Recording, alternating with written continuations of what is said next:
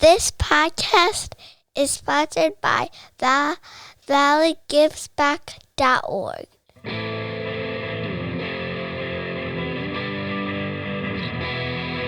For hundreds of years we've brought you the news. Printed the info, we gave you the clues. Owners' profits were always sky high. This thing on? Hello. Welcome to Navel Gazing, the Valley Indy podcast. Did I just say Valley? Sorry about that.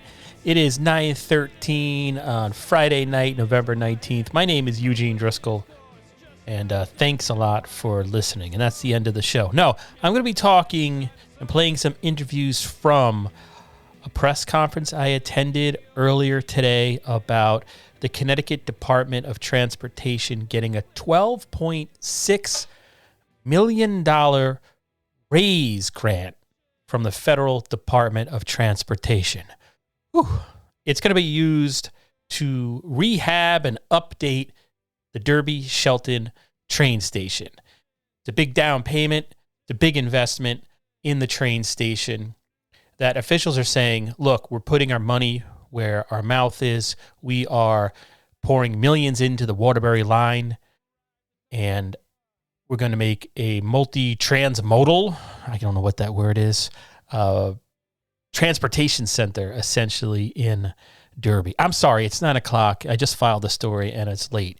And I should say, if you want like more context to this story, please go to valleyindy.org or valley.newhavenindependent.org. If you're listening to this on the 19th or 20th or 21st of November, it's right there on the front page. It'll smack you in the head if you go to those URLs. So before I talk about that, though, I just wanted to say, if you do hear this on November 19th, coming up Sunday, November 21st, the Derby Police Department's Auxiliary Unit will be holding its 5th annual holiday food drive to benefit the St. Vincent de Paul Society. That's Derby Roosevelt Avenue, from 9 a.m. to 2 p.m. at BJ's Wholesale Club. That's 20 Division Street. So they're asking, come by. It's a Stuff a Cruiser event. They'll accept non-perishable food donations to feed Valley area families in need. And again, it's Sunday, November 21st at BJ's on Division Street, 9 a.m. to 2 p.m. in the great city of Derby. Happening Saturday, November 20th, Sci-Fi at the Strand returns. That was our last podcast. There's going to be a double feature of Teenage Mutant Ninja Turtles, 1990, then some raffles and good stuff like that. And then Masters of the Universe, starring Dolph Lundgren. So just two things happening this weekend. For more information on that, go ahead and search Sci-Fi at the Strand on Facebook, or just go to the Strand Theater, Seymour, Connecticut on Facebook. Okay, so now back to this grant. The first thing I'll play here is an interview with Rick Dunne. He is the executive director of the Naugatuck Valley Council of Governments, VCOG. And I mean, the first question I ask is dumb. You should probably fast forward it. They refer to one of the things that this is going to do, this $12.6 million grant. It's going to, they refer to it as high-level platforms, and I didn't know what that was, so he just tells me it's just a new platform. So I probably should have edited it out, but it's Friday night, and I want to eventually see my daughter and son in the next couple of minutes. So, but then I ask him about the building there. It doesn't seem this money actually goes toward the renovation of the actual structure that's at the Derby train station. That's owned by the state. I wanted to ask him about that. He goes into that a little bit. But in general, this money is going to be used for a new 200-foot ADA-compliant platform with built-in heaters. That's to prevent icing. The train station's a dump. I didn't put this in print because it comes across as like snotty, but come on. I live in Derby. A lot of people don't even know there's a train station there. I was at Derby Discount Liquors, and yeah, people don't know there's a train station in Derby because it's not all that.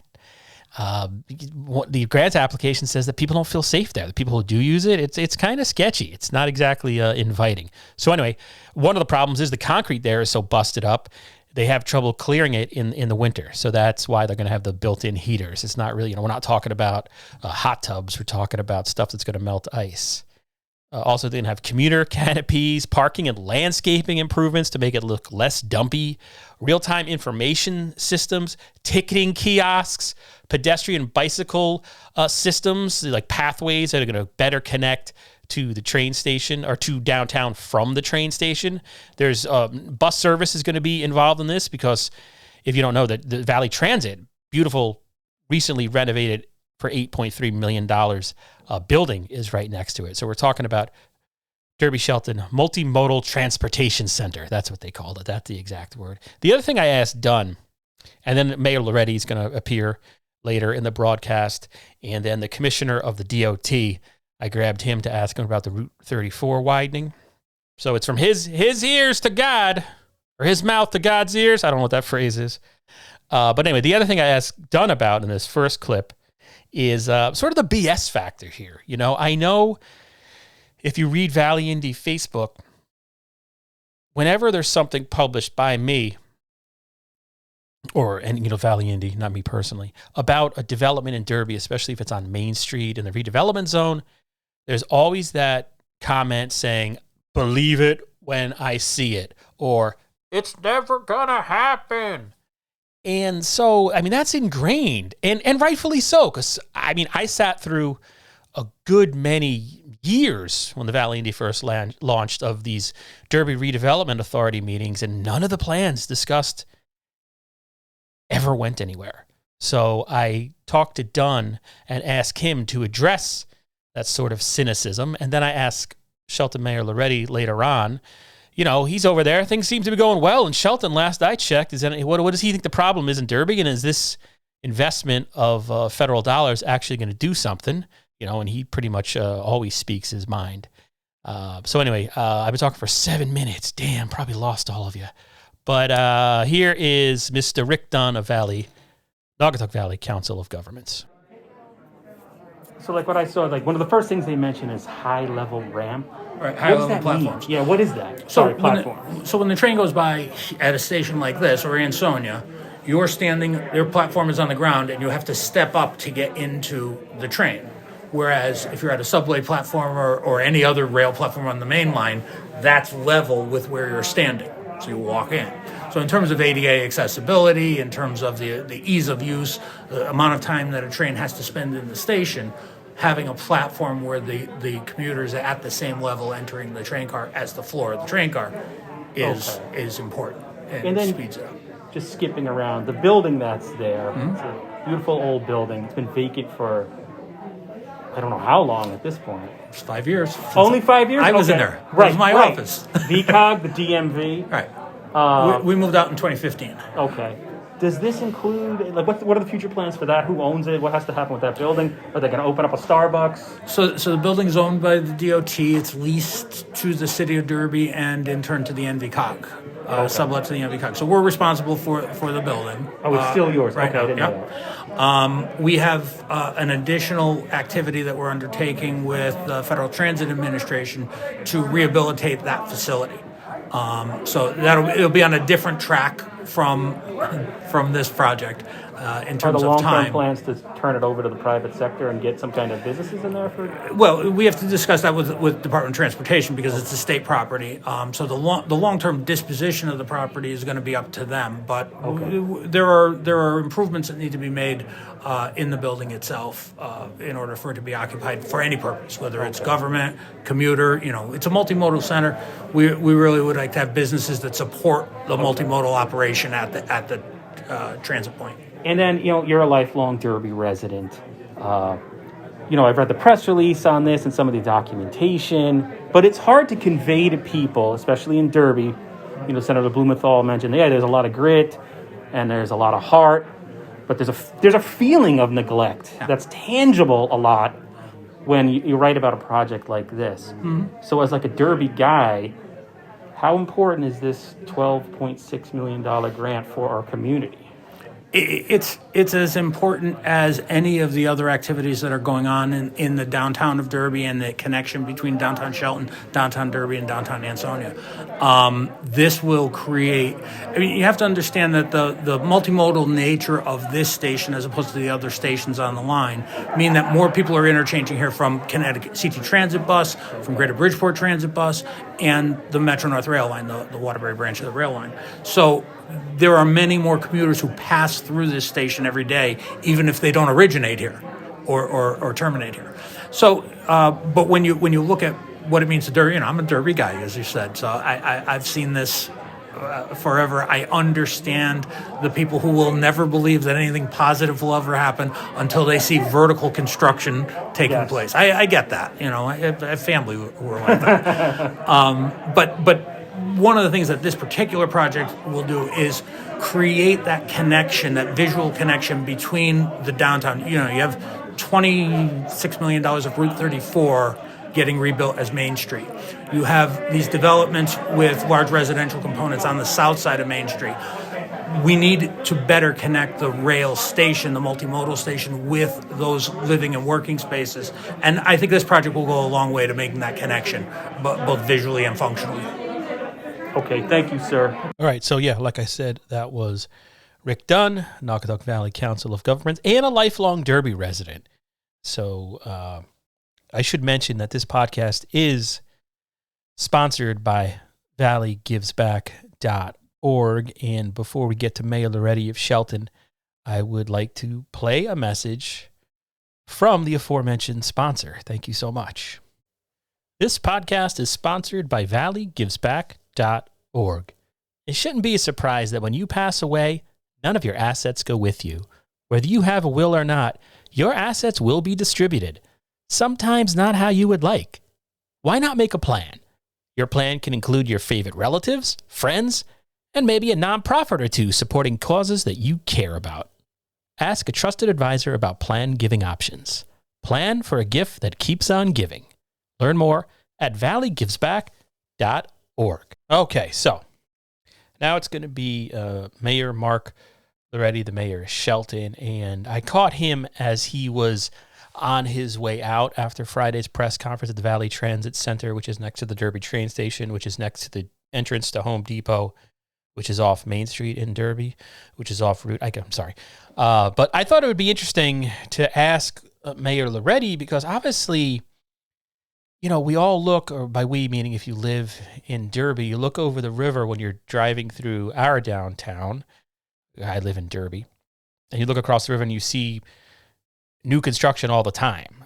Even redevelopment of stuff that didn't seem like it needed to be redeveloped. Dunkin' Donuts on Howe Street is now, or Howe Avenue is now, residents. So obviously I wanted to ask Mayor Lauretti his take on whether that will now carry over across the river. Because that's the thing. It's why can't it make that journey over the Derby-Shelton Bridge and into the redevelopment zone and then spread to the north side of Main Street? That being said, if you go to valleyindy.org, there are a number of projects that have been approved by the Derby Planning and Zoning Commission since February 2020, including this wasn't approved, but they're currently entertaining a application at 90 Main Street, former Life Touch, for 105 apartments. It had been already approved for 70. The developer just came back and asked for 105 about. So there are things going on. All right, so here is Mayor Lauretti. You want to go? Go ahead. Yeah, real quick. Like 30 seconds.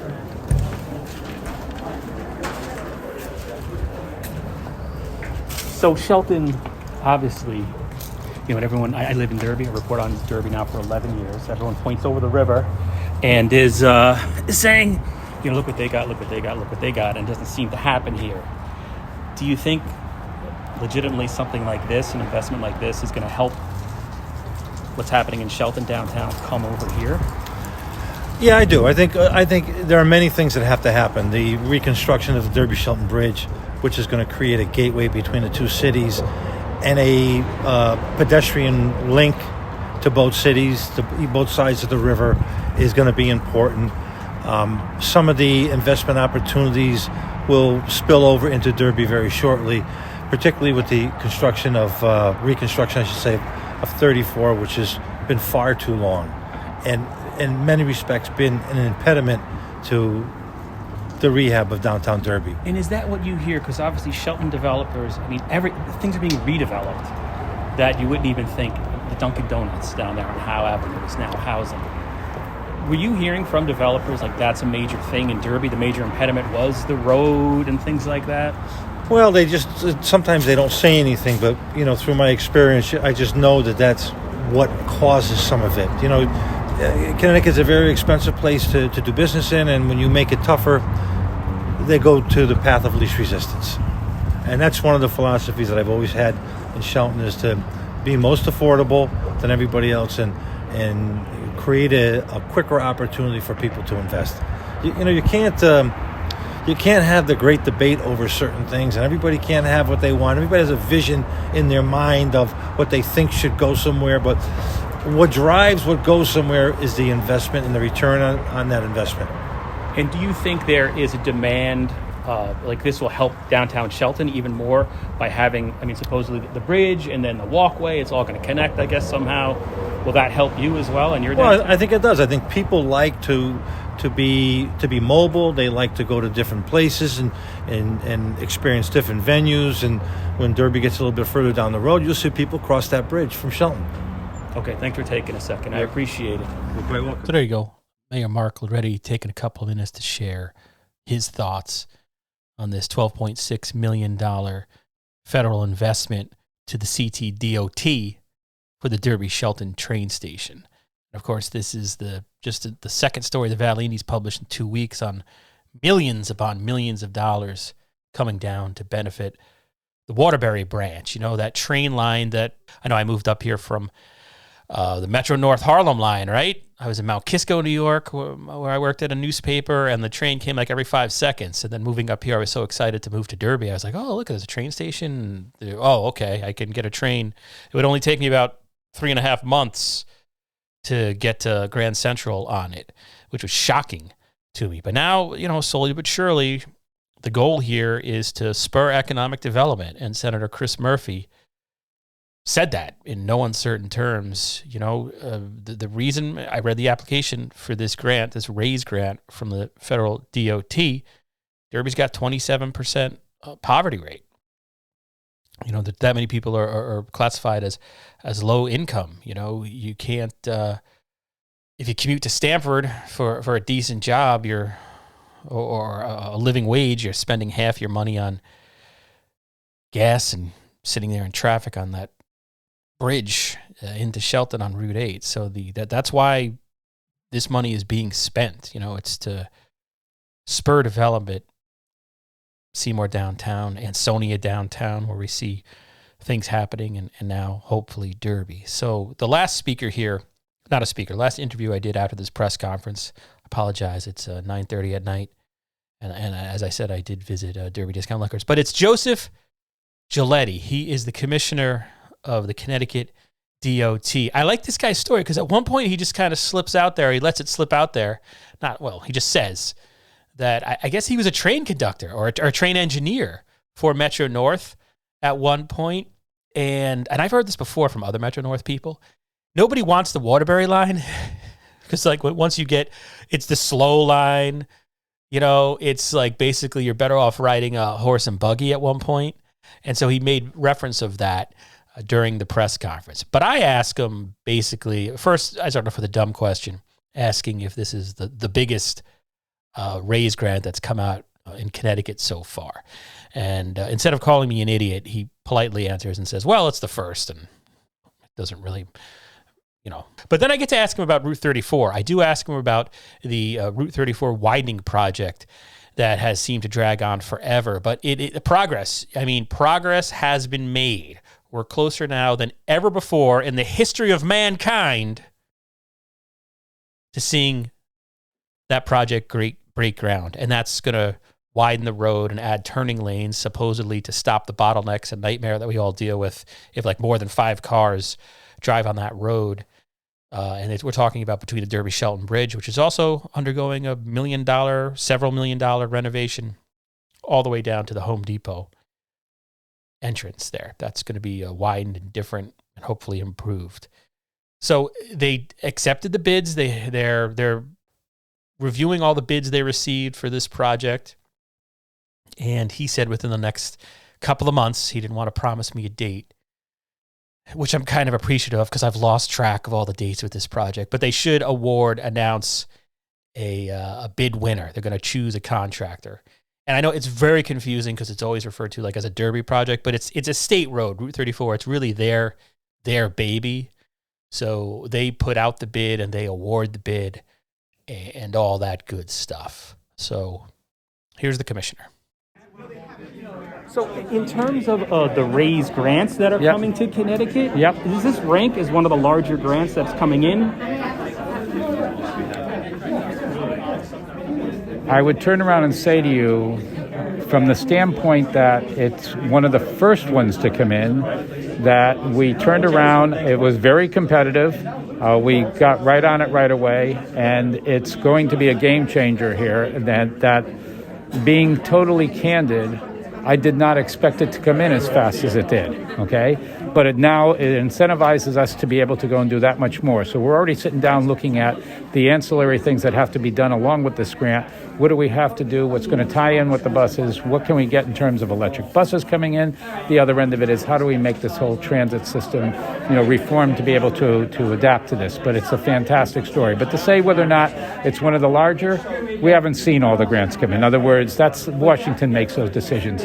We just know we're one of the first ones to get it, and I'm really, really impressed at that, and we really owe our delegation for that. And then in terms of being a transformative grant for Derby, I mean, like there is cynicism in this community when it comes to projects like this because you'll see plans and you'll see this is going to happen, and then it always, you look at the downtown and it's a little hollow shell of what it was, say, 30 years ago. Yeah, so I remember. I lived here. I was in New Haven. I grew up in New Haven. Oh, okay.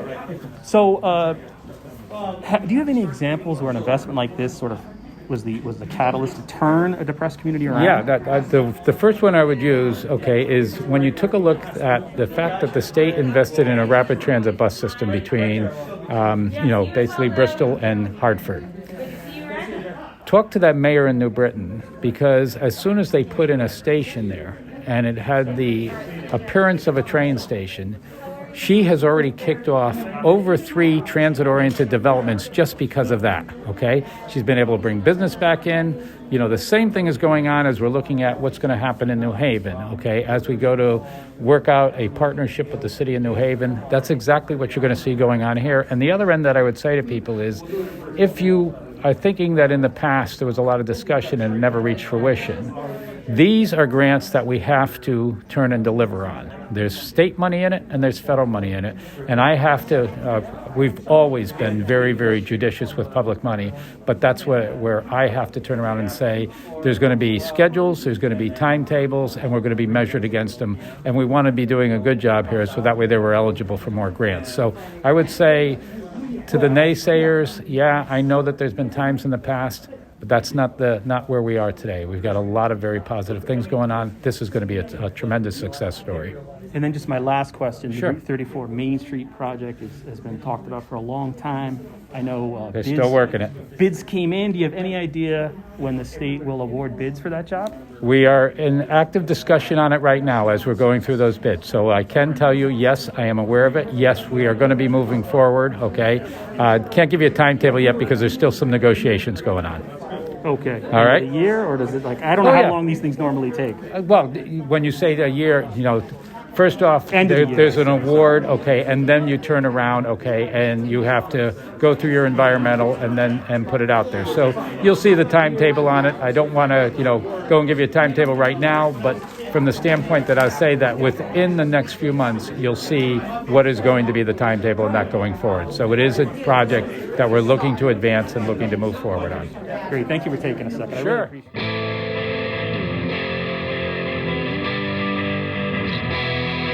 For hundreds of years we've brought you the news. Printed the info, we gave you the clues.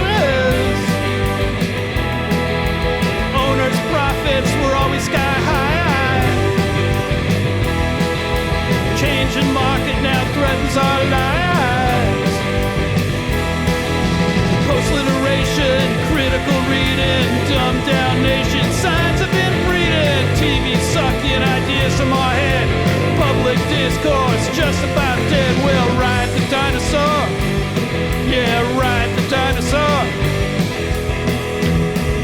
Our readers are in the opens each day, yeah. Online clickbait, a prurient way, yeah.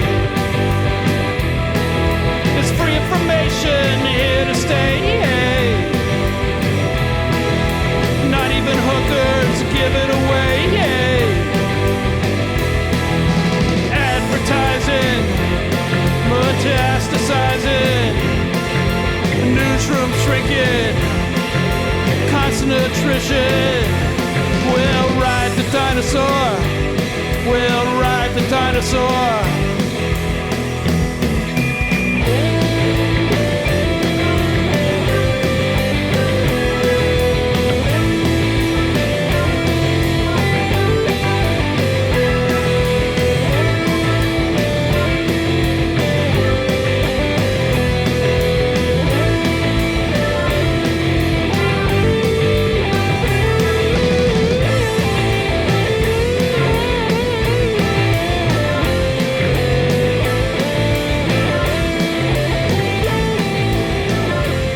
We'll ride the dinosaur. Yeah, ride the dinosaur.